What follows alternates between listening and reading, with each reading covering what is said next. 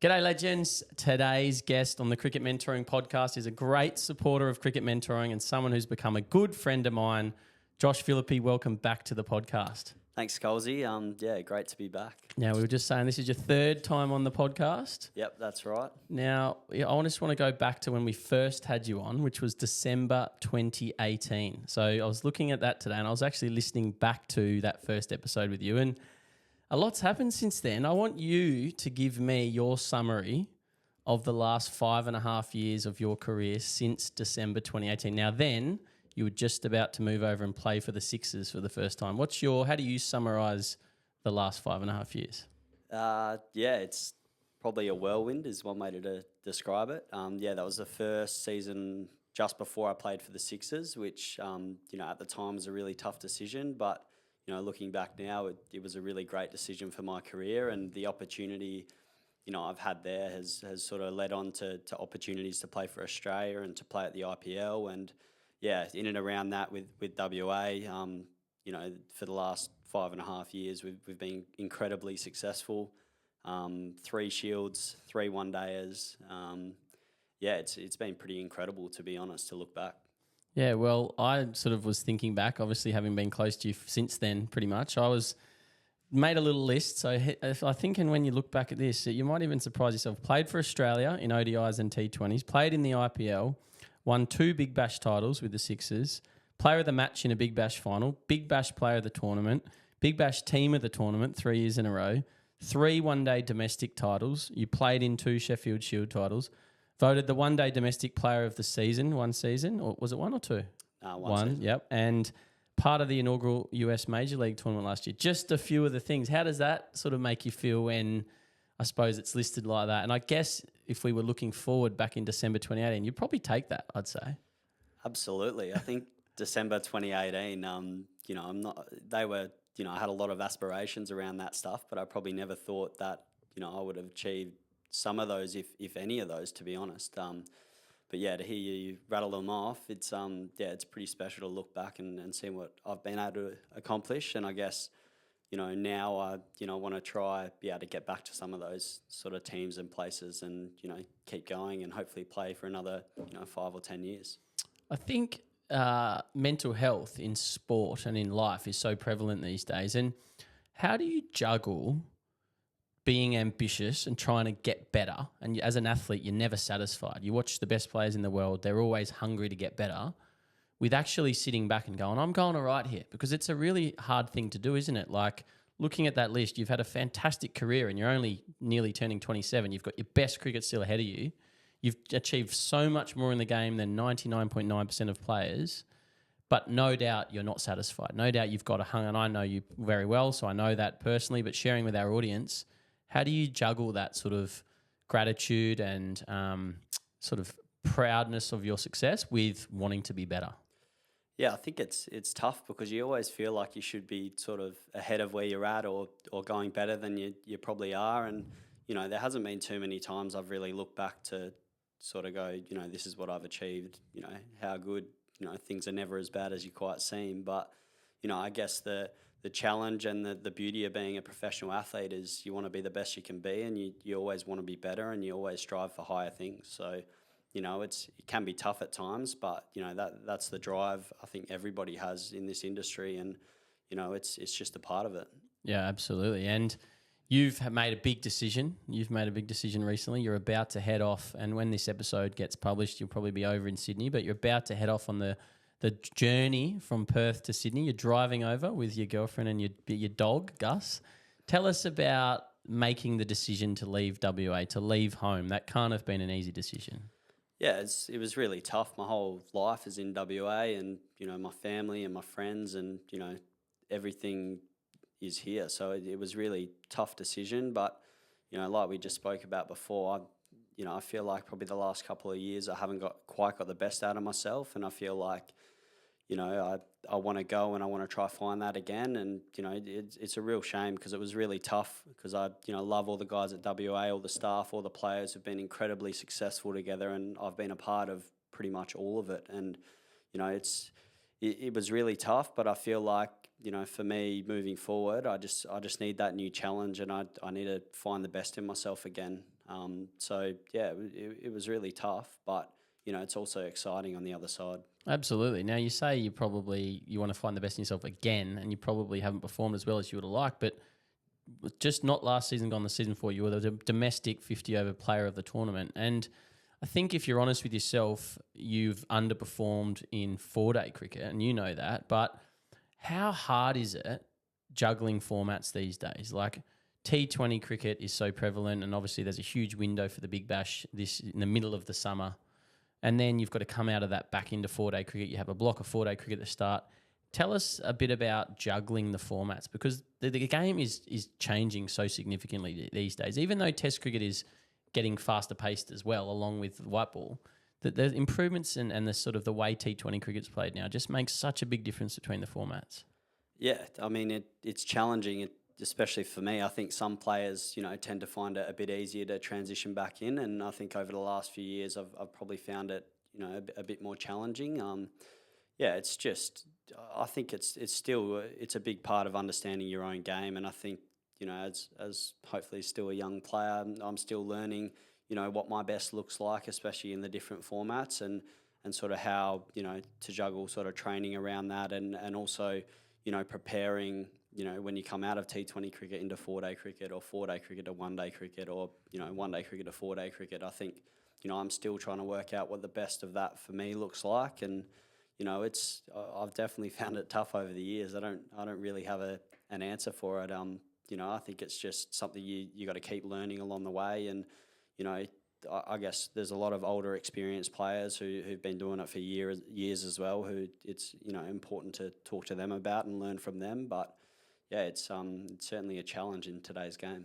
And I think a really important message for our viewers and our audience is about the message of learning. Even Josh at 27, who's accomplished so many great things, you're still learning. And I share a really great clip of Steve Smith, your good mate from the Sixers. After he played his test match in India early last year, he got out sweeping, and he said afterwards, "Look, I walked off and I was like, what was I doing?" And he made a comment, "I've played 94 tests and I'm still learning." So I think a lot of young players expect to have all the answers now.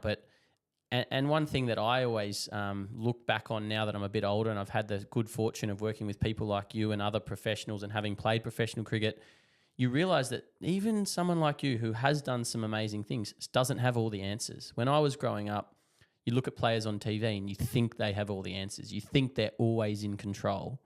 But give us a little insight into sort of, I suppose, your mindset and how you approach things, and probably more so when things aren't going so well. Yeah, I think, at the end of the day, we're all human beings and we all make mistakes. And I think, that's when you're at a high level, you feel like there's a lot of times you feel like, you shouldn't be doing that as well, and you shouldn't be making those mistakes. But, I think from my perspective, I'm a big trainer. I like to hit a lot of balls, and, sometimes that isn't the answer, which I'm probably starting to learn. But, I guess, it's still, over the years, things have changed, things have adapted, my game's changed, and, it's just trying to stay up to date with, what I'm working on and sort of where I'm at in my game, and, how it looks when you're not going well, sort of, it changes as you go, and with the different formats as well. So, it's forever evolving, and yeah, I'm continuing to learn about how it looks, and, my best preparation and sort of pre-game routines as well. Yeah, and one thing we teach cricket mentoring is to be a great cricketer or athlete, you've got to understand and try and master 3 things. The game, understand the game in itself and the intricacies of the game of cricket, because the game happens without us, our game, and then ourselves. And that to me is what I lacked, was the understanding of myself as a person, like what got me excited, what got me worried, what got me tense, what got me relaxed. How did I need to be? How did I need to show up to give myself the best chance of performing at my best? How do you, Josh, need to show up? Do you need to be, you said you need to hit a lot of balls. That's something you've always done, but is evolving, and we'll go into that in a minute. But how do you aim to show up? For me, at the end of my career, it was about being really relaxed and trying to laugh and joke, and because I was naturally quite tense and cared a lot. So how do you try and sort of show up mentally and emotionally to bring your best to the big moments? Yeah, it's it's one of those things that I think in general I'm a pretty calm person, and for me, I like to think of it as sort of calm body, sharp mind, because if I don't want to be tense. That's the last thing I want to do, but I need to be really sharp in my mindset and how I want to sort of go about it. So yeah, that's sort of what I try bring. Sometimes it works, sometimes it doesn't. But for me, the player the player I am really is a sort of flowy, rhythmic player at my best. And to bring that out and to do that is just to be really calm and really relaxed. But, I need to be really clear in my mind about, whether that's scoring zones or who's bowling or, like, I guess that, decision making in that split second. I want to be really sharp at that, and then I just kind of let my hands and my footwork sort of go through and make the decision from there. Please give out, and I had the good fortune of being a part of the Sydney Sixers coaching staff in Perth for the Big Bash a couple of years ago, and got to see sort of game day, but also training day the day before for their 2 games here. And both times I sort of drove around to your house and you drove me into Optus Stadium. We went in together and you played a part in me getting that role with the Sixers. But tell everyone a bit about game day, like on a Big Bash day or even an IPL day. We're going to go into the IPL in a minute, but what do you do on game day? Because there's a lot of time to kill during the day, isn't there? Yeah, firstly, we obviously play late at night, so often sort of 6:15, 7:15 starts. So for me, it's I probably changed my sleeping pattern a lot over the BBL period. I'm in bed quite late and I get up quite late because I like to try to take out sort of a bit of the day like that. But yeah, playing in Perth in that situation is a bit different for me because I would stay at home and go get a coffee at my local cafe. So tell us what you do in Perth and then tell us how it differs to when you're living in Sydney playing for the Sixers. It probably doesn't differ too much in terms of my routine pre-game, but obviously being at home in your own bed can be a bit different to sleeping in an apartment in Sydney or a hotel room when you're around the country. But it's probably just it's relaxed really. I want to not really think about the game too much at all. I feel like my preparation's done the day before in our top-up session, so it's kind of just let things go, relax, get a coffee, go for a walk and just really, zone out from cricket. And then the moment I get into the ground, I'm always in quite early and get a decent hit in and, make sure I'm feeling good and, hopefully hitting the ball in the middle of the bat. And then from there it's, get out, have a catch and the coin goes up, you find out what you're doing and then, that's it. You kind of go back to what your plan is, which I've generally written down the day before, and that's it. Yeah. So I was about to ask about your plan. How do you go about planning? Do you think playing against the Scorchers, for example, you know them well because they're your sort of WA teammates, most of them, and them probably not needed as much planning. But any other team, let's say, how do you go about your planning? This bowler is going to try and bowl this area and I'm going to try and hit him here, or how are you, give our audience a bit of an insight how a really high level player goes about planning for T20 cricket, and then maybe how does that differ for 50 over and red ball cricket? Yeah, I think the difference is now because I've played a lot against a lot of players around Australia. It's definitely not as in depth as it used to be. For me, it's more about knowing bowlers' change ups and what they're looking to do early, but when you sort of go through and play a bit more, you got a pretty clear idea of that. So for me, it's more just if there's an overseas bowler or someone I haven't seen before, or a young guy I haven't seen, it's just look at a tiny bit of footage to make sure there's nothing unique about their action. Is that footage from behind the bowler? Do you get their angles you can see as if you're facing them, sort of thing? It's mainly just footage behind, almost the TV footage you normally see. So that's probably the main stuff I do. I just want to make sure that nothing surprises me out in the middle, because that's probably one of the biggest off-putting things if you haven't seen something before, and it can in the moment be quite challenging. So it's just kind of prepare for that or something unexpected if it's there, and then from there with a lot of the other guys that you've seen before, it's often just quite similar. Yeah. Yeah, cool. And then how does that differ for 50 over cricket? And you're generally open the batting in 50 over and an attacking player in that format as well. You've obviously got a lot more time, so you're a little bit more watchful. But then changing to red ball, does your pre-game preparation change much? Pre-game preparation doesn't change a lot. I think Yeah, I mean, in white ball, my plan is to make the most of the first 10 overs, which is sort of my role in the team, and then hopefully bat as deep as I can. So, that's a pretty simple plan. And, I think when I've played well in red ball cricket, it's been pretty similar. It's more just around being really clear on where I'm going to score. And, from there, if I'm really clear on where I'm going to score, I'm often, moving my feet really well and my hands are in a good position and my head's in a good position. I think whenever I've, been challenged or found it difficult is probably when I've gone away from that and haven't been clear on where my scoring zones are. Yep. So it's about being positive and thinking about hitting the ball as opposed to survival mentality, which so many players get to when they're not going so well. Yep, that's right. Yeah. And now when you spoke about I want to feel good on game day when you're having your hits, how do you judge that? Because I think everyone's different. And for any young players of our audience, they're probably trying to work out, do they need to hit lots on game day? Some players don't even hit on game day. Like, how do you go about knowing when's enough on game day for sort of to walk out an hour later, an hour and a half later to play? Yeah, I think the challenge is you want to still feel fresh. So you don't want to go in there and, hit for an hour and, sort of burn a lot of energy, but, you still want to try tick off some of the boxes you want to tick off. So for me, I mean, if the training wickets are good, I'll hit outdoors and I'll hit a lot of sidearms, maybe 20 minutes, half an hour, and just make sure that, when I feel good, I'm done. What happens if after 10 balls you feel good? You're done, or you keep going a little bit longer? I'll probably go, it's probably a little bit of a minimum around that. Yep. But, generally, I'd like to probably have about 15 minutes at least of, I feel like good quality movement and some nice ball striking. And I guess the challenge is sometimes the training facilities are, they're quite challenging wickets or sometimes they're not even available at some places. So from there, it'll just be hitting some, whether it's full tosses into the side net or, some cut shots and some underarm pull shots. And that's just all to feel good, really. Nice. Okay. So we've got a really good insight into your preparation, which I think there's so much value for young players.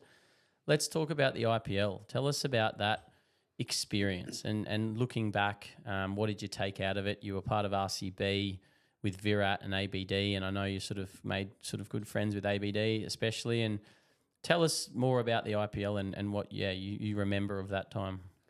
Yeah, it was obviously incredible to get picked up by a team like RCB, and initially it was supposed to be in sort of that April-May period, but due to COVID it got pushed back to I think November.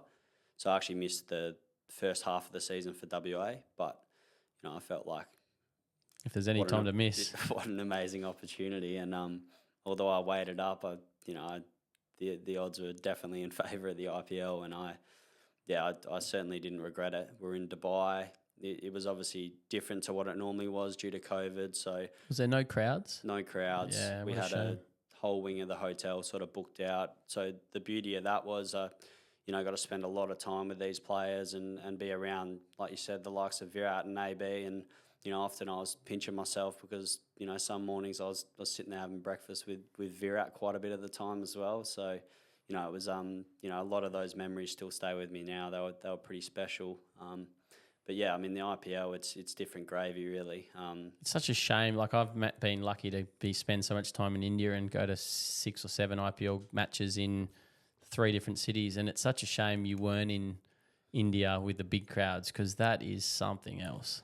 Yeah, I mean, it was a shame, but I guess, it is what it is. I mean, nobody knew what was going on with COVID, and, I was still lucky enough to be able to get out of Australia and, get to Dubai and be able to, be a part of it, really, because there was a possibility it was going to be, tough to make happen. So at the end of the day, I was pretty lucky that it went ahead.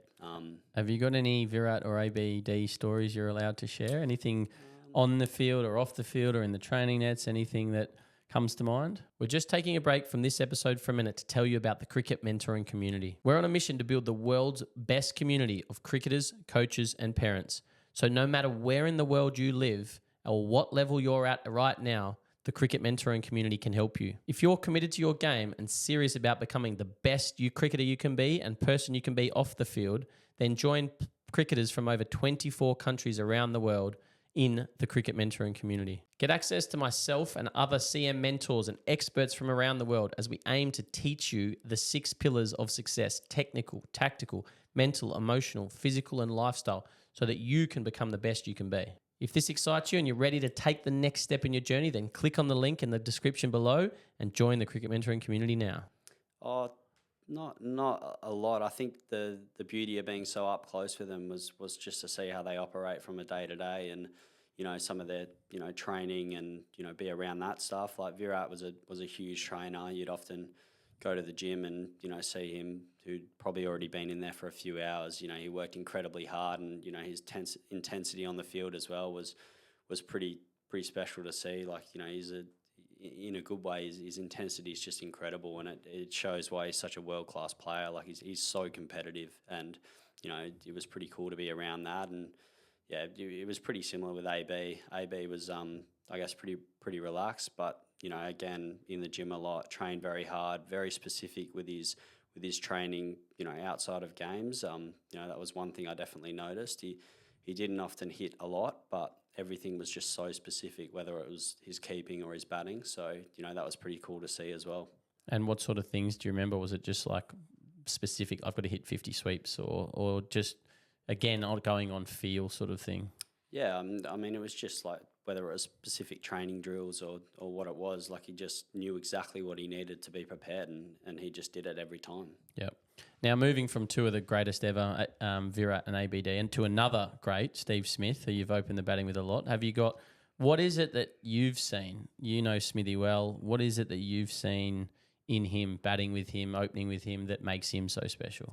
I think he just understands his own game. Like he's got his own unique way of doing it, and he's a massive sort of trainer, and hits a lot of balls. And I think he just if he's out of form, he probably bats himself back into form, and when he's in form, he bats himself into more form. So he's one of those guys that's so hungry. He whenever he's out there, he wants to be the man. He wants to get the most runs, and it's really special to be at the other end. And last year in the BBL, when he got those 200s in a row, it was some of the best ball striking and just batting and, game smarts I've probably ever seen, because some of those wickets were very tough, and, he made it look so easy, and he just, understands batting and making runs. And, one thing is, when he makes runs, he makes big runs, and you often always win. What's he like to bat with? Does he chat much? Does he say shot boy, shot flipper? Like, what is he? Does he give you much? Is he banting? Is he really serious? What's he like? No, he's good. We have a bit of ban out in the middle. It's always good fun, and there's definitely. I mean, I'm not terribly serious out in the middle, so it's nice to just have a bit of ban out in the field, and watch him do his thing. Yeah, it looks like you guys complement each other. You obviously get on well off the field, you're mates, and so it looks like you complement each other out in the middle as well. And yeah, he's a pretty intense character in terms of how much he loves cricket. But once I'm fortunate to know him well as well, and then once you get to know him, he's a pretty laid back sort of, like he's like Virat. He's competitive and he wants to be the best. He wants to be in those big moments. But it sounds like when you're batting with him, he's not fully intense while he's batting.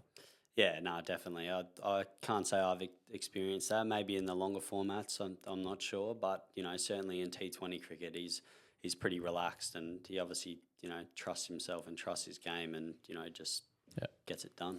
Tell us about the major league last year. Now, you went over part of the Washington Freedom, which is the Sydney team. Shippy was the head coach, and you got injured. Tell us about the experience of just being around there, and what you see that evolving into.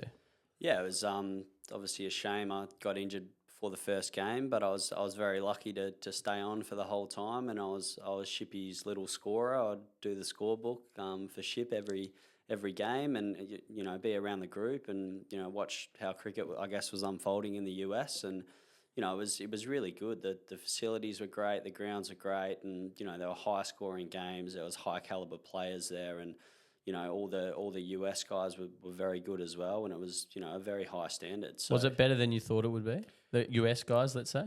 I mean, I think it was a bit unexpected. I'm not sure anyone knew exactly how it would go, but I guess it was great. Like all the players were exceptional. The grounds are good, and I think most of the scores would have been 180 plus. Like it was just a really exciting and enjoyable time. And I think this year, as you've probably already seen, all the big sort of name players that have signed this year, I think it's only growing and only going to get better. Yeah, absolutely. And I imagine the American players are only going to get better, and because the investment's growing, and they tip it to become the second biggest league in the world behind the IPL, obviously, because there's a lot of IPL backing and Indian sort of money going into the US, and such a big market and so many expats in the US that it's going to be exciting to see how that plays out.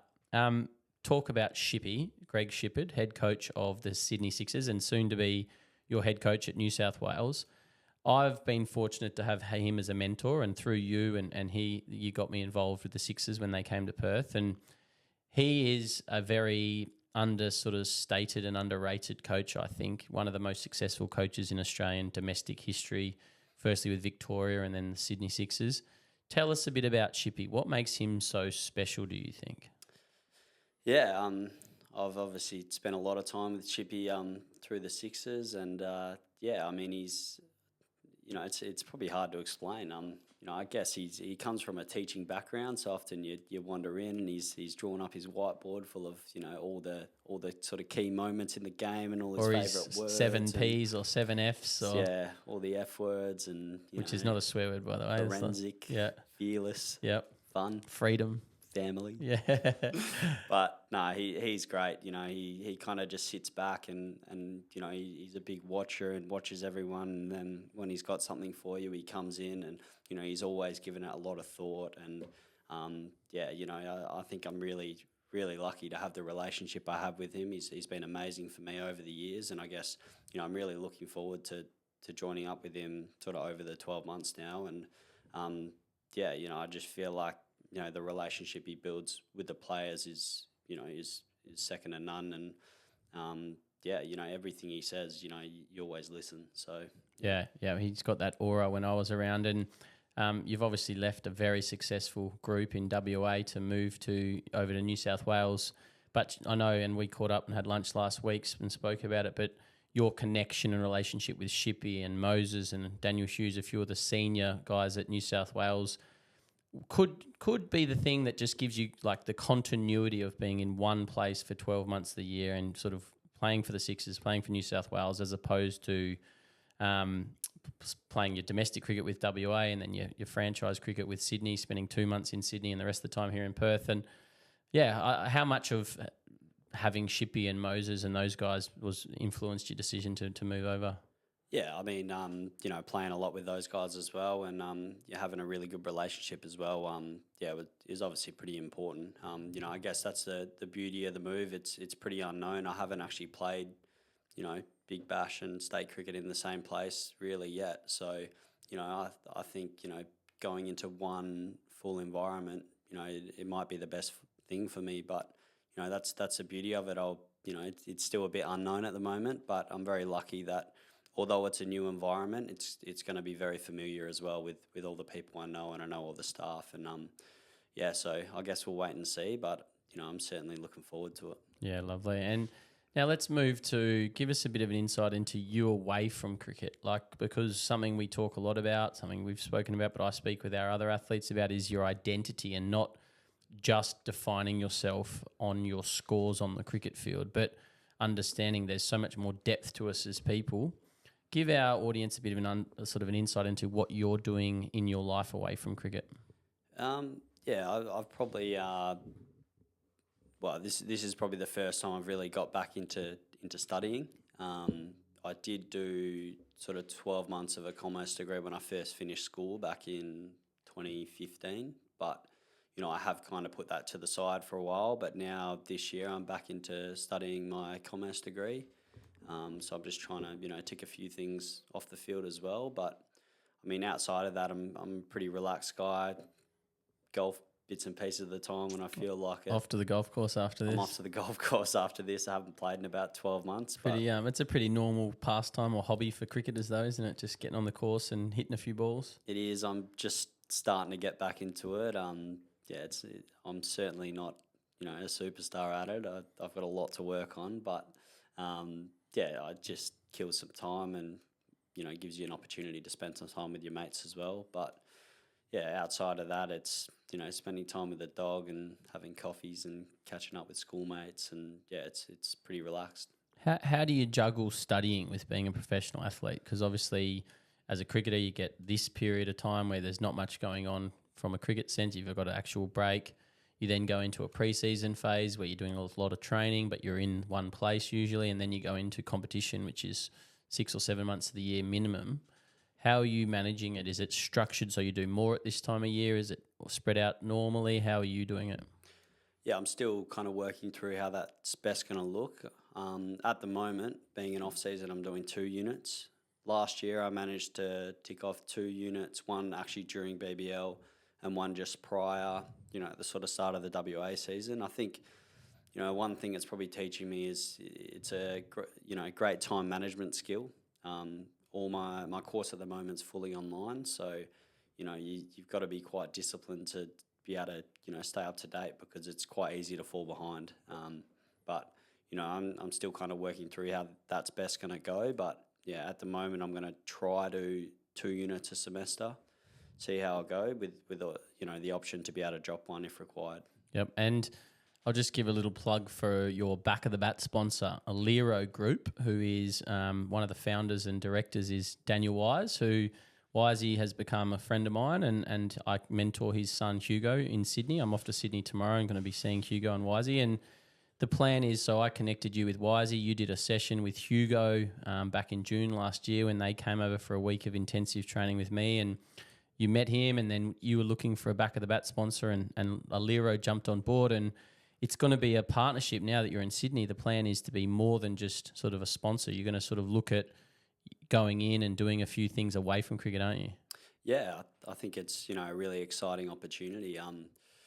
To try sort of link up with some off-field sort of stuff, and I guess some sort of professional development as well, having the opportunity to go in and, look at how they operate and tag on the back of a few people, a couple times a month, or they sort of left it up to me with how often, I want to do it. And, I'm really excited about learning about their business. And, Wisey's been amazing already for me, helping me with some of the stuff to do with the move. And, yeah, I'm really looking forward to sort of linking up and having the opportunity to spend more time with Alero. And I'm so keen and supportive of players going all in, young players going all in with their cricket, because you've only got one opportunity. And when you get to 25, if you haven't made, or 27, whatever it is, you can't go back. But you need balance in life, don't you? And what I think where you're at now, and we'll go back to when you said, I've always hit a lot of balls, but I'm learning that's maybe not the answer. Just little things like your study and your internship with Alero and whatever. They're just giving you other things that can allow you to take your mind off cricket, isn't it? And so tell us what you're sort of, that comment about maybe hitting loads of balls isn't always the answer. Oh, I think that's more around, sometimes I feel like you can actually, if you're not hitting with a specific purpose, then, it can almost be counterproductive. And I guess, the challenge of, in and around training, we still have time to study. I think, that's one thing I'm learning. Like, I have a lot of spare time, even when I train a lot. And, I like to, as I said, hit a lot of balls. Outside of that, there is still plenty of time if you structure your time well to, be able to study and tick stuff off, because, there are a lot of players that have done that, and there are a lot still doing that. I guess the not hitting a lot of balls perspective is more just sort of a check-in with myself around, do I really need to do this, or, am I being specific enough with my training, and, is this going to help me? I think that's more sort of understanding myself point of view. And you've got to have a purpose. If you're training, there's no point doing it if you're not got energy and you're not got a purpose. I couldn't agree more. Tell us a little bit about competing with Josh Inglis. Ingo's been a good mate of yours for a long time, and you were ahead of him for a while, and you were the one playing for Australia, and then he sort of, however circumstance happened, he almost took your spot in the T20 World Cup a few years ago, and he's gone from strength to strength. You were dropped at some point from the WA side. Tell us a bit about sort of managing that friendship with the competitiveness, and how bouncing back from the setbacks is how you manage that, because I think selection setbacks is something every single sports person faces. Yeah, I mean, it's, certainly challenging, but I guess, having a good relationship, with the guy, you seem to be competing with, that probably makes it a little bit easier. I mean, I want him to do well, and, it's amazing what he's been able to do the last few years. And again, when I got dropped, I had plenty of opportunity, and I didn't take my chance. There's no question about that.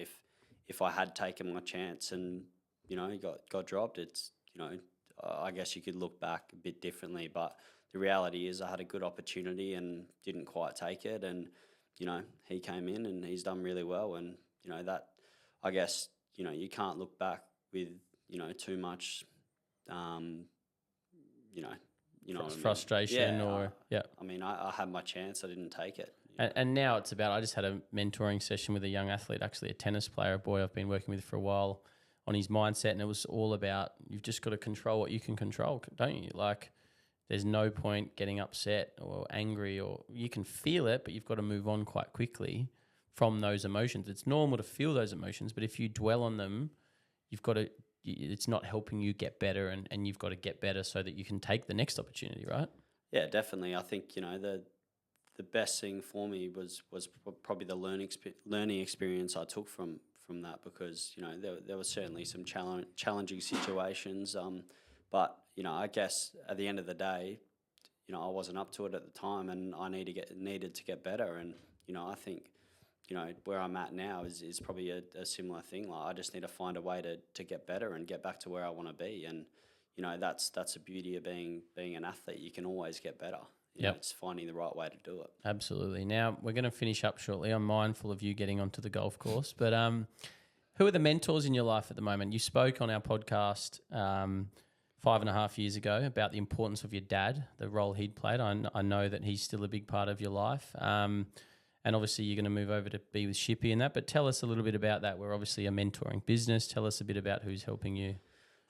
So, I was very lucky to have Bo Casson at WA, who was, a big part of the last sort of period he's been with WA Cricket, which I think's been 4 years now. So, he's been amazing.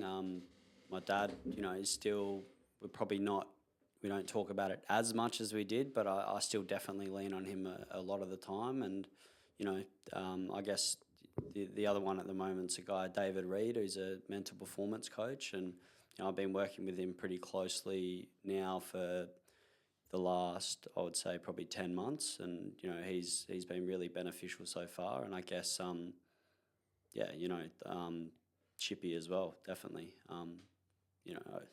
What are the things, David Reed? What are the sort of, before, we don't have to go too deep into this, but what are some of the concepts or things you've been working through from a mental point of view? Yeah, I guess it's as much like dealing with distractions and, I guess reviewing, reflecting, and, probably just going into it deeper from a mental perspective as opposed to a physical or technical perspective. I've got a little review sheet at the end of a game that, I sort of started doing last season, and it was basically around sort of mindset and, any distractions, around, my dismissal as opposed to anything sort of technical or physical. Yeah, nice. Now, we looked back on the last 5.5 years since we had you on the podcast for the first time. Now, let's look forward for the next 5.5 years. What would you class, we can sit here in 5.5 years, what would you say is success for you over the next 5.5 years? I think for me, success, looks like winning another couple trophies for the Sixers. I'd love to do that. I love that group, and, we were so close last year, and, we've been close most years. So, I'd love to win a few more for the Sixers. And, for me, it's just being the best state cricketer I can be at the moment. I think, if I can be successful at red ball and continue some good form in 50 over cricket, I think, the other stuff, hopefully will look after itself if it happens. And if it doesn't, I mean, I want to win stuff for New South Wales, win Shields, win one day, as I've had a great taste of it at WA. And tell you what, it's bloody good fun winning stuff. So, that's how I think it looks for me. Yeah, and I think that is a great message and Chris Rogers, who actually introduced us back in 2018 after you'd spent time with him in Brisbane, and you and I and he had a little business venture that didn't quite get off the ground, but he's one of my great mates, a former sort of mentor and coach of yours and friend of yours. And he said that he played 300 first-class games. He talks now, having retired and moved into coaching, that what you remember is a little bit about the hundreds you make, but it's mostly the mateship. It's the team success. It's the friendships you get out and those memories with others. And for me, I didn't have a long professional career, and most of my happy cricket memories are from grade cricket, but it's the camaraderie of being in the change room. It's far more about, the shared success, I suppose, than me scoring 100 or anything about me. And that sounds like it's what you're striving for. Yeah, definitely. And, I think, it doesn't take one bloke to win stuff. It takes all 11 of you. So, the beauty of winning is you all share it together and you all celebrate together. So, it's great fun. And, hopefully at the Blues we can, win a few trophies in the next few years. Well, Joshy, I wish you all the best. You've been, ever since we sort of met and you came on as an ambassador of cricket mentoring back in 2018-19, you've been a fantastic supporter. You've become a great mate. And we'll be staying in touch and obviously following very closely. I know the cricket mentoring community will be behind you. And you've generously brought us something in today to give out to someone in our community. Yeah, just got you a Sixers shirt signed. So feel free to pass that on. Or lovely, and I know there's a few other little bits and pieces you've generously given us that we're going to be giving out to our community members, our members of the cricket mentoring community. So all the best, Joshy. Good luck for golf, the Savo, and more importantly for the move over east and for the rest of your career. We'll have you back on again very soon when you're hopefully back in the Australian team having dominated domestic cricket. Thanks, chum. Cheers, mate. If you enjoyed this episode or any of our content, then please do me a big favour and subscribe to our channel. The more subscribers we get, the bigger the guests we can get on and continue to help you on your journey of becoming the best you can be.